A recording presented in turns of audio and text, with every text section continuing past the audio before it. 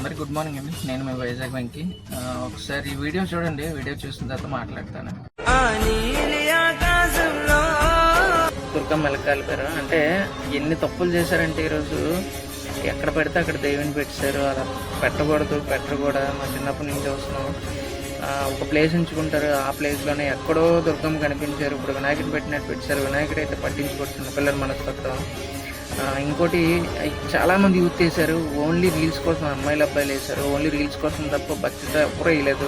మాల బొట్టు పెట్టుకోవడం కూడా రాదు చాలామందికి. మాల కూడా బయటకు వదిలేశారు. అలా వేయకూడదు, మాల లోపల ఉండాలి. ఇప్పుడు ఊరేగింపులు కూడా డీజేలు, డ్యాన్స్, బేబీ డ్యాన్సులు చాలా చేశారు అమ్మవారికి. అవన్నీ చేయకూడదు.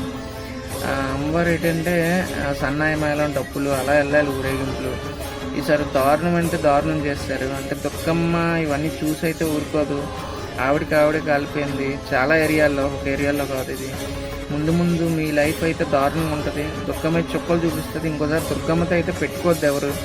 ఎక్కడి వరకు ఉండాలి అక్కడి వరకే ఉండండి. మీకు చేయడం రాకపోతే వదిలేయండి, అంతే తప్ప ఆకతాయిగా ఎప్పుడు చేయొద్దు.